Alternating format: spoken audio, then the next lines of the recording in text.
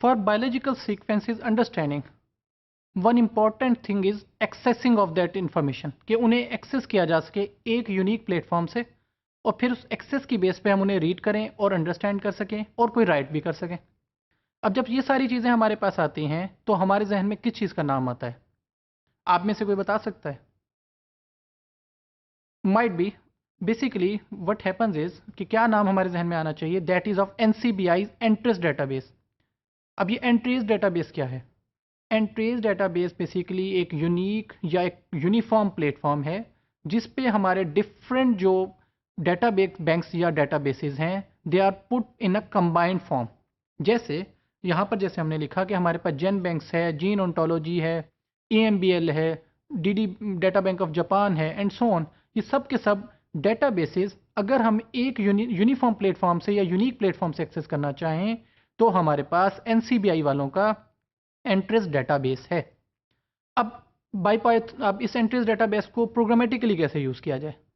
अब बायोपाइथन की ब्यूटी ये है कि वो इस एंट्रेस डेटाबेस को डायरेक्टली एक्सेस करता है। इसका मतलब ये है कि हमें जेन बैंक पे जाने की ज़रूरत नहीं, हम एंट्रेस के प्लेटफॉर्म को यूज़ करते हुए अपने टास्क परफॉर्म कर सकते हैं। अब इसके लिए हमें क्या चाहिए? जैसे हम अगर क्यूरीज की बात करें या कमांड्स की बात करें तो पहली कमांड जो हमें चाहिए, from bio import Entrez. Entrez को एक्सेस करने का क्या फ़ायदा है? So that we can access inner databases which are part of Entrez. अब जब ये एक्सेस हुआ तो इसके लिए हमें एंट्रेस का ईमेल एड्रेस हमें अपना शो करना पड़ता है, because this access is through online. तो हमें पता होना चाहिए या ऑथर्स या ऑनर्स ऑफ एंट्रेस को पता होना चाहिए कि कौन है जो उनकी इन्फॉर्मेशन एक्सेस कर रहा है, which is given by entrance dot email. और यहाँ पे आप अपना ईमेल देते हैं और फिर आप एंट्रेस में लॉग इन हो जाते हैं। Then you can use Entrez database for your particular task.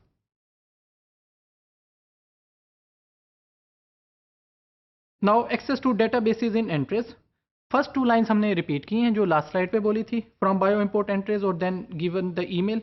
अच्छा, अब उसके बाद हमारे पास क्या है? हैंडल का एक ऑब्जेक्ट है जिसमें हम ये बताएंगे कि एंट्रेस डॉट इलेक्ट्रॉनिक इन्फॉर्मेशन, कि हम जो काम करने लगे हैं वो इलेक्ट्रॉनिक होगा, थ्रू इंटरनेट होगा।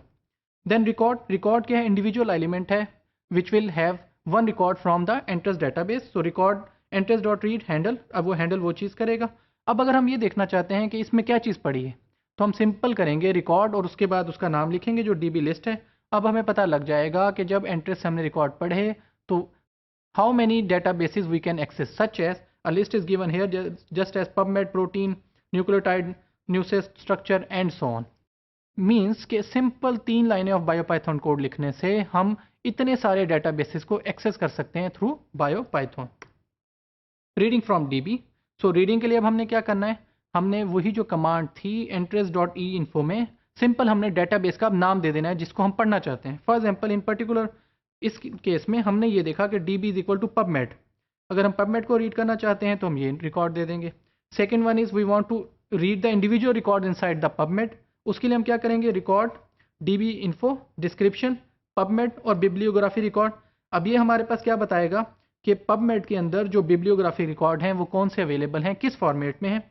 सिमिलरली इफ से रिकॉर्ड DB इन्फो काउंट, और इस रिकॉर्ड का अगर हम काउंट करना चाहते हैं तो ये बता देगा कि भाई कौन से ऐसे रिकॉर्ड हैं जिनका नंबर 21827335 है और इस स्ट्रैंड का है, कौन से वो सीक्वेंसेस हैं जो इस फॉर्मेट में मौजूद है। Search for term. अब हम सिंपल जैसे हमने इस पर्टिकुलर एग्जांपल में ये बताया कि अगर हम ये बायोपाइथन की टर्म बता दें तो वो ये बता देगा कि कौन कौन सी लोकेशन पे ये बायोपाइथन की टर्म मौजूद है। स्टेप्स अगेन वही होंगे, सिंपल हैंडल का ऑब्जेक्ट लिया, ई इन्फो का ऑब्जेक्ट लिया, फिर हमने हैंडल का ये जो हम फाइंड आउट करना चाहते हैं, जैसे हमने कहा DB is equal to PubMed, PubMed की डेटाबेस से सर्च करना है, टर्म का नाम है बायोपाइथन, रिकॉर्ड के अंदर उसे सेव करना है और फिर हमने उस लिस्ट को प्रिंट करवाया है which is done at this position. अब जब हम इस रिकॉर्ड को प्रिंट करवाना चाहेंगे, लिस्ट करवाएंगे, तो ये सारी डिटेल लेके आ जाएगा कि बायोपाइथन की जो टर्म है वो पबमेड डेटाबेस में किस जगह पे मौजूद है, और वो नंबर्स हम लिस्ट की मदद से देख लेंगे। So simple we can conclude that Biopython is a very good tool when we want to have information from different databases which are scattered on the internet। लेकिन कैसे ज्वाइन टुगेदर हैं वो? Using entrance database.